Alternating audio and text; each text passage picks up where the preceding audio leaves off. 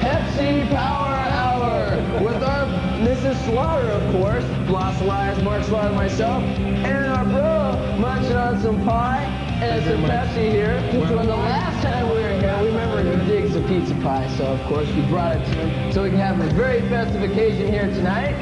If you remember last time we met Slaughter about a year ago.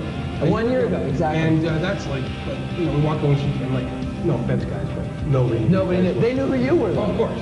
Zoom in on this.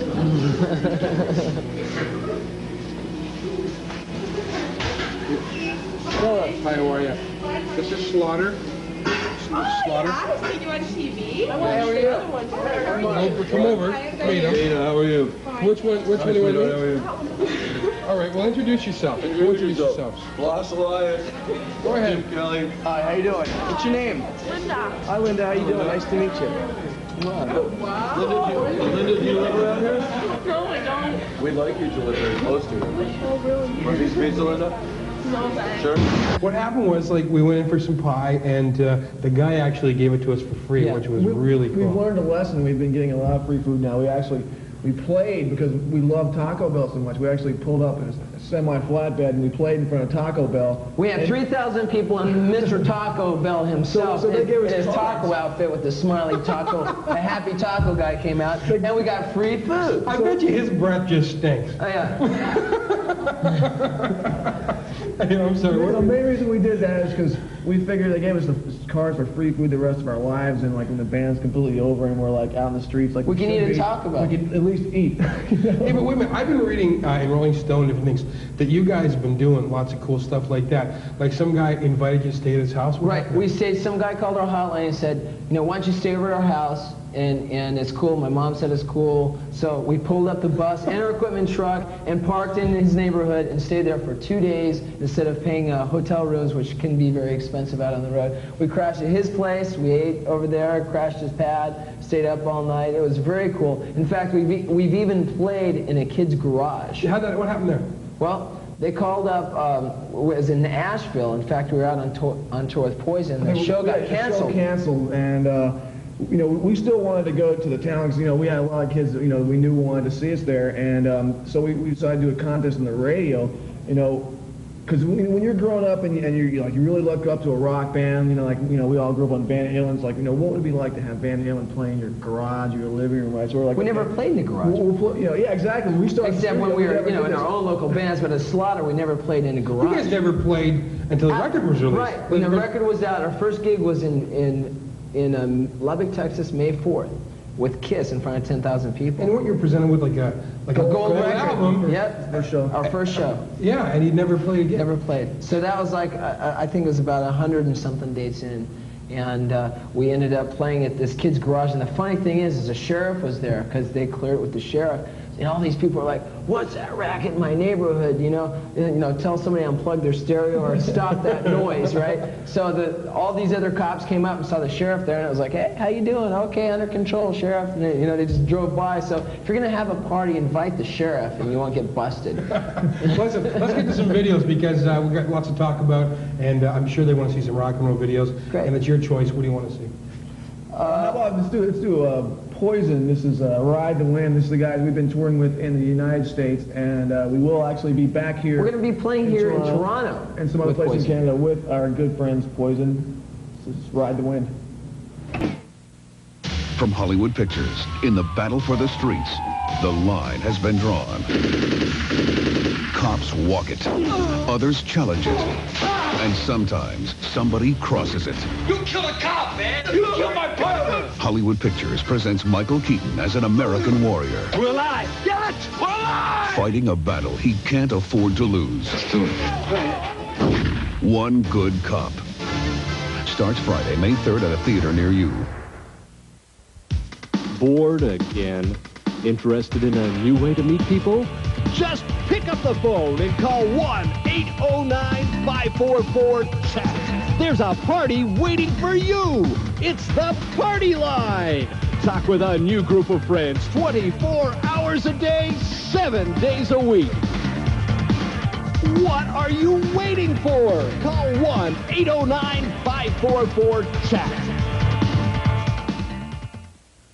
Setting the Munchies, a self-defense course. First, no hostess Munchies strike without warning. At work, at play. Munchies have no conscience. So when the Munchies sock you in the stomach, and they will, hit yourself in the mouth. With the one and only champion of champions, fresh and... Hey dudes, time for something radically different, okay? Collectible stickers and iron-ons of The Simpsons. They're inside specially marked bags of Hostess potato chips, and they're free. Cowabunga. MC Hammer, rap star and Pepsi drinker. Well, today, we secretly replaced his Pepsi with Coke. Let's see what happens. Feelings, nothing more than feelings. Hammer! Problem. Welcome back to the Pepsi Power Hour. I'm Blas, this is Mark, and this is our special guest, Dan Gallagher. Yeah, that's me. How you doing? Listen, a year ago, you guys dropped in. We did the van thing. We cruised around. And your dad's magic wagon. My dad's van. It was great. I've got some guys here in my dad's magic wagon, and we're going to go tour the strip. These are the guys from Slaughter. Hey! Is everybody comfortable? Oh, we're just... All right, keep your hands in. You were out on that tour, and then you were out with Kiss. Yep. And then I was hanging out with the Gene Simmons makeup. You dropped by to say hi. This is Paul Stanley, this is Paul And Stanley. I'm Gene Simmons. Yeah, I'm happy to be here. Who have you been out with since then? Like tons of people. You've been touring nonstop. Yeah, nonstop. Well, we did 130, what was it, 160 dates with Kiss? 160 days with Kiss. I mean, it just went and kept going and kept going. And on top of that, we did our own shows. Then we went over to Europe with Cinderella. We came back, we did the Poison. We did stuff with Poison. Then we ended that tour. They threw pies in our face in the last night, which is something that Poison likes to do, is play practical jokes on us, but we'll get them back. And then we're doing, of course, the Canadian dates with Cinderella. Then we're going to go back out with Poison and Bullet Boys in the United States and back here in Canada in both East and West in some areas. And, Really? So you're going to get down to the Maritimes this time? Remind them they're going to get down to the Maritimes. Tell them in this camera. We're going to be in the Maritimes. Maritimes. The Maritimes are Eastern Canada. Dude, we're going to be in the east part. We're going to be in the east part, dude. It's going to be like cool. Moncton, okay? And you know what? Moncton, if you're You know awake. what? Wait, funny story about the last time. You're gonna be there. Toward the east of Canada.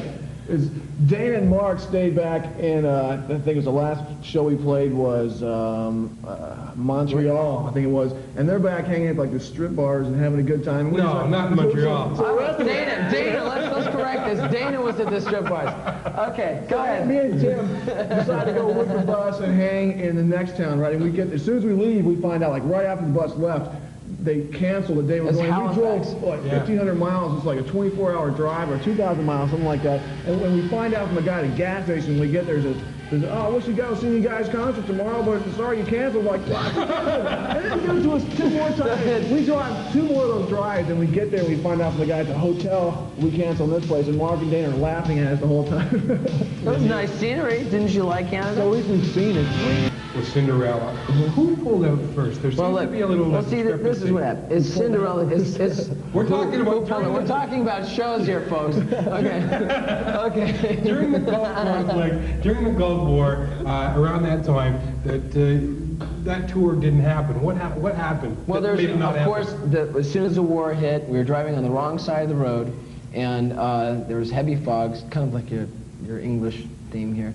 And all of a sudden, the BBC, there's war in the Gulf, blah blah blah blah blah blah blah. The whole trip, and then the paranoia started brewing in the camp of the production of the other band's thing. I mean, basically, we didn't want to come home. You know, we honestly didn't. We wanted to stay. But it takes 2 to tango, so to speak, and so therefore it got pulled, and a lot of people thought it was in our best interest because there was also a reflection of they were having problems with they were scared of bomb threats because of American bands being over there, and so they pulled out. Thank God there's peace there, and we're up here having a good time with Cinderella, and it's a groove. Life's a groove now. Okay, so what's the best thing about partying as a band? Best thing about being on the road? The best thing on the road, just meeting the fans. Meeting the fans. I think that you really get an aspect of your own life when you get to meet these people and you get to enjoy, you know, their part of their town well, you know, people don't believe that we'll hop in a Volkswagen Bug and go off to Denny's with them or something. You know, they think, you know, these guys would never do that. Those kind of things, like, I mean, we did the major, you know, publicity thing with the thing at the guy's house and playing in somebody's garage. We really do those things on a normal level. Like every day we'll, after the show, ride to a restaurant with a fan, or, you know, go hang out at their house for dinner. Their mom will cook for us. We do these things all the time to stay close to the fans, because I think it's very important not to build a wall, you know. And we've actually, our tour manager hired a bodyguard, 6'10", weighs 410 pounds. And it's like, you would normally think this is to keep the fans away from us. It's basically to keep us away from the fans, you know. Like, we'll be like, it's like 7:15, showtime 7:30. We're still out signing autographs and talking. They usually pick us. He picks us up by the ankles, and he'll carry me upside down to the dressing room. Now listen, I've told you a million times.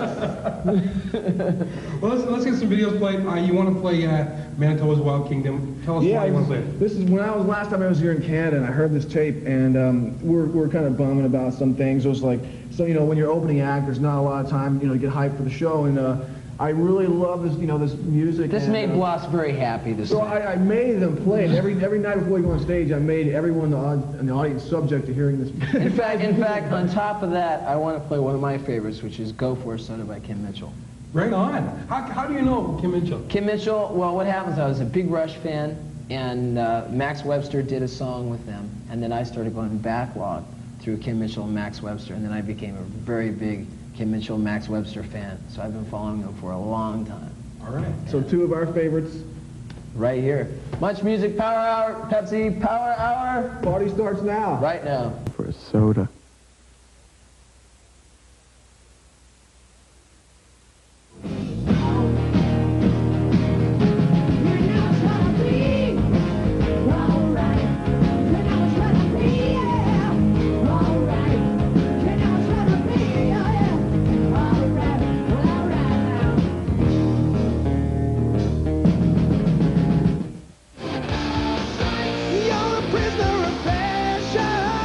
He's wild.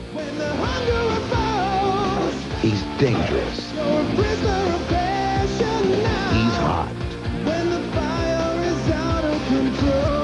And he's not just making music.